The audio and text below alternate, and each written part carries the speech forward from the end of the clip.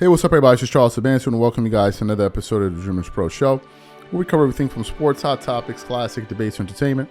When we give you guys a fresh perspective on things and how we see them. And today we got a pretty interesting show for you guys. Before we get into it, please make sure you like the video and subscribe to the channel. Also, if you want to follow, if you want today's full show before it comes out on YouTube, it is streamed for free on the Dreamerspro podcast. We have pinned in the comments below. Anyway, let me get into this topic here. So as you guys know, over the last, let me say, 48 hours, we've been producing a lot of content centered on Stephen A. Smith, and a lot of it has been anchored by some of the content or some of the information that Jason Whitlock has been putting out over the last few days. And then, of course, you know, Stephen A. Smith went back at Jason. We all know this, right?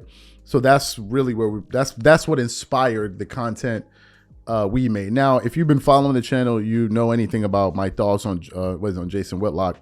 You know exactly where I stand. We produce shows. We really started talking about Jason Whitlock during the Deion Sanders saga. That's when we really started to get into it. And I gave my point. I made my feelings clear. We produced shows around it, and I didn't hide my feelings, right? I didn't hide my feelings, but I also tried to think things through, and basically judge the information. I didn't want to go into this particular beef between Jason Whitlock and Stephen A. Smith with presupposition, like, oh, yeah, I feel this way about him, so is it going to taint? No, I'm like, okay, let me listen to the information, the things that he's saying. Does it make sense?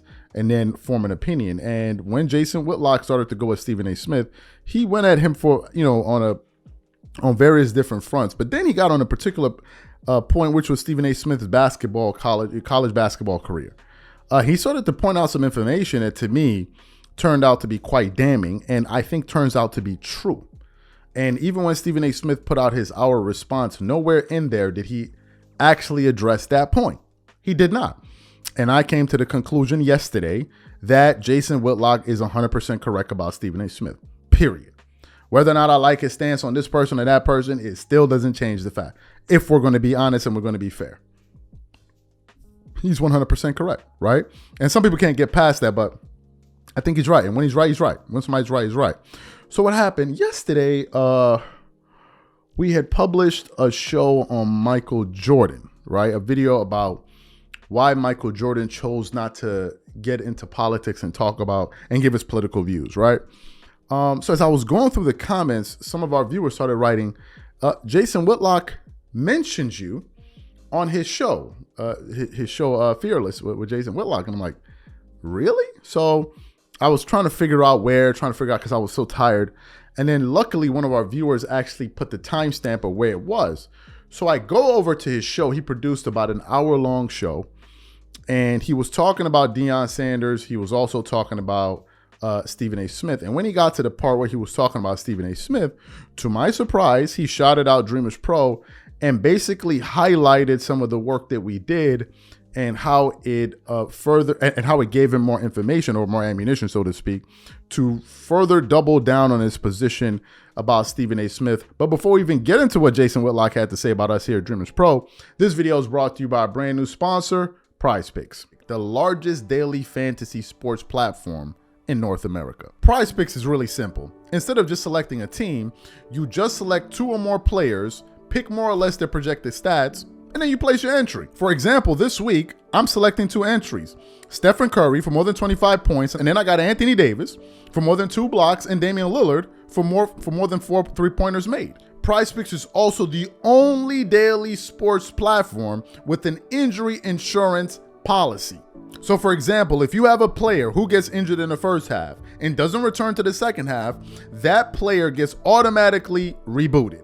What I also love about PrizePicks is that it offers weekly promotions like Taco Tuesdays. Each Tuesday, PrizePicks discounts select player projections up to 25% to provide even more value. So go to prizepicks.com/CLNS and use code CLNS for a first deposit match of up to $100. That's go to prizepicks.com/CLNS, use code CLNS for a first deposit match of up to $100. And once again, once you support this sponsor, you're supporting this channel. Thank you. So what we want to do is play exactly what Jason Whitlock had to say yesterday about Dreamerspro, our show, and how it all tied into his his campaign against Stephen A. Smith, and then we're going to come back and continue on the show and give you guys our closing thoughts. Take a listen to that. He's a clown. This also connects to our man, Stephen A. Smith. I've been on this topic explaining to you all what a clown Stephen A. Smith is, and there are many of you all that don't want to address what I brought out about Stephen A. Smith because, again, it's your job to defend elite ignorance. And Stephen A. Smith makes a lot of money. He works for ESPN, and he's been installed at the top, and you're a worshiper. And so it bothers you when I point out Stephen A. Smith's flaws. There's some guy has a pretty successful podcast. I think it's called Dreamerspro. And this dude stepped into reality and put out a video yesterday of something that Stephen A. Smith did that I hadn't seen or I wasn't aware of, but he made me go look it up. He played a clip from Stephen A. Smith. He played the audio clip of Stephen A. Smith, I believe on the Paul George podcast. There's some other host, but I think it's related to Paul George, where Stephen A. Smith once again talked about not playing a game at Winston-Salem State and how this calls into question. But let's play the clip. I think it's SOT number 4 of Stephen A. Smith once again. And we'll play the other examples. Stephen A. is all over the internet talking about how he never played at Winston-Salem State. Let's play SOT 4. Stephen A., you recently spoke about your short-lived basketball career. Yep. By admitting that I believe that you averaged less than 1 point a game. But what I did not know is that you said that you actually received a basketball scholarship. Yes, I was on a basketball scholarship at Winston-Salem State University my first year there. I cracked my kneecap in half. And I was never able to play again. I kept trying to come back and practice, but this is in the late 80s. Technology wasn't then what it is now. I was at a Division II school. They didn't have the facilities necessary for me to rehab. I actually had to leave school for a semester to go home under my mother's insurance to rehab because they wouldn't pay for the insurance in North Carolina at that particular school because my mother's insurance wouldn't cover me there and they wasn't going to cover us there. They paid for the operation, but they didn't pay for the rehabilitation. So I never completely recovered from it. So I would come back, make the team, trying to practice, and once every 36 to 48 hours, my knee would just give out. I couldn't run without the limp and all of that other stuff. And that's what happened. So what I said was everybody teased me 1.5 points a game. I said, no, it was less. I never played because I cracked my kneecap in half with your ignorant asses. You know what I'm saying? You didn't know. Right kneecap. I still got a 6-inch screw in it to this very day. They never took it out because back in the day they would leave it out. Then technology advanced and they would take it out. But by that time, it was in the 2000s. My career was thriving and I didn't want to take any time off to go back and take the screw out and have to rehabilitate all over again because I knew I wasn't going to play. They told me I could live with the screw on my knee. That's what I did. So that's Stephen A. On a different podcast talking about the 6-inch screw and talking about how he never played. This guy's really good at stretching the truth and saying things that are far-fetched. And people are really good at just nodding their head along. Well, it's Stephen A. Smith. And he's elite. And he makes a lot of money. And so I can't question him. And he's popular. And I got to make sure he doesn't get upset and that we do a successful podcast. So I'm going to just sit here and nod my head while he says farcical things. Farcical.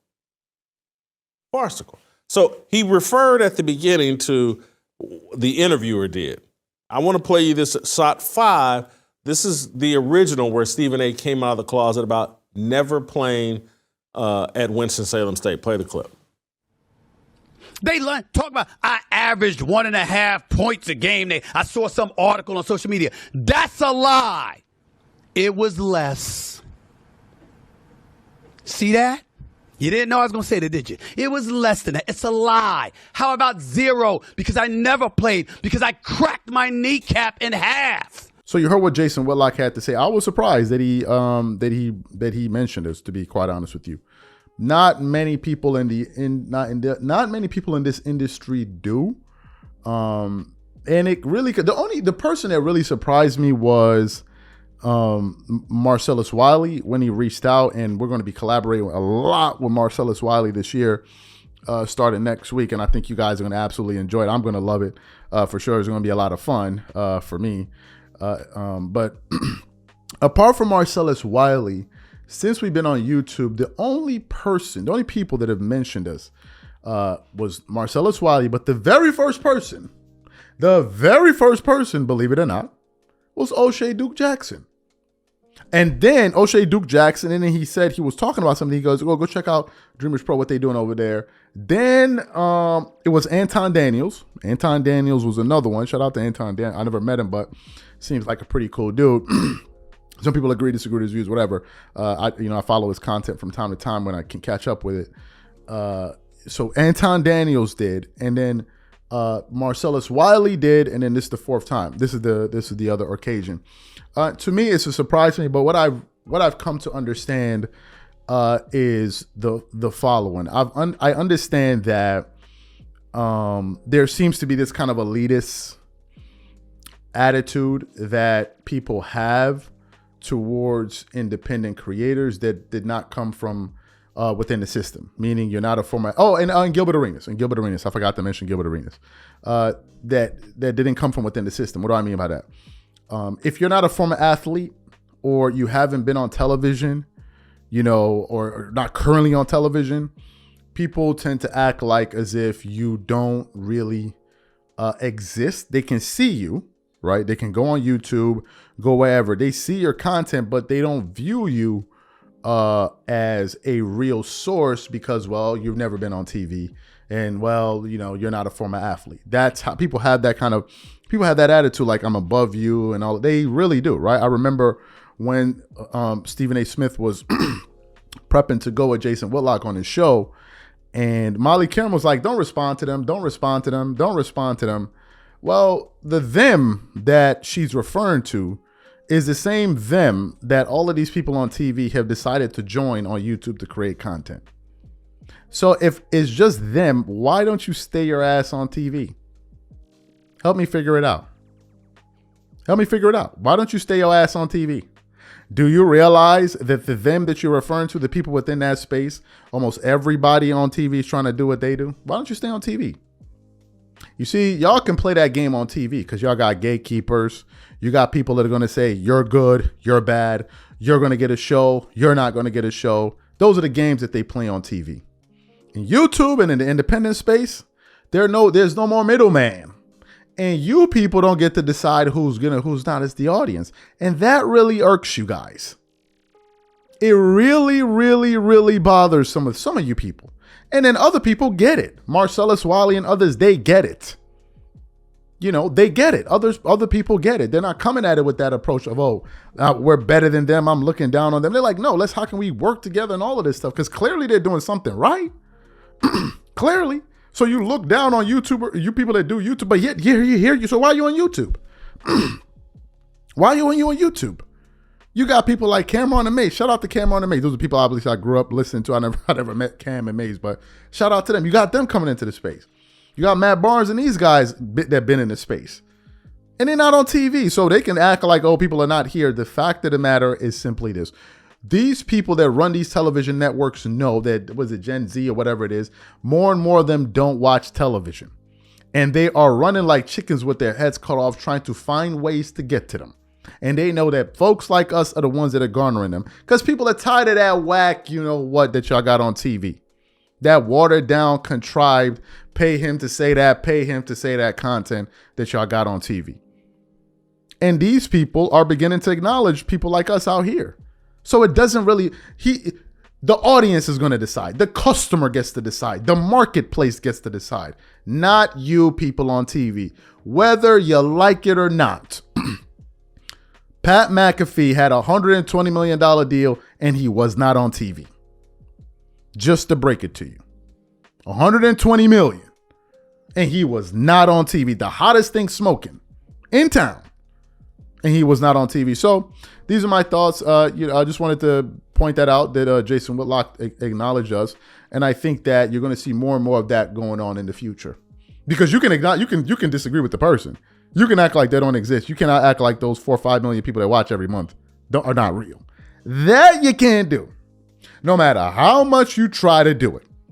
And very soon, all those people you see on TV going to be sitting right next to us, trying to figure out, how do you do it? How does it work? Stephen A. Smith was so lost that he went up there and said on his show months ago that he generates 2 billion views on you. That's how lost Stephen A. Smith is. He was up there talking about how the hell can you generate 2 billion views on you? How do you do it? How exactly do you do it? If you're getting 1 billion views, that means you're getting 83. So you're getting 160 million views on YouTube. Where? He was confusing ESPN's overall channel and attributing to himself. That's how lost these people are. So if you don't feel like what people are doing out here and independent creators, then why are you here? Don't worry, it's going to hit y'all asses when you'll start seeing independent creators actually getting paid what they're really worth. And then you're going to see who'll be making the real bucks. All y'all got is TV, and that's all that y'all got left. That $1 per view or $2 per view. That's all you got. Every year, it keeps going down. I'm just saying. Y'all just sat back and watched Shannon Sharp get a 50 million view interview and 100 million view interview in aggregate. If you compile all of those clips, you tell me the last show on ESPN that did that in 6 months. I rest my case, and I'll see you guys later. Peace.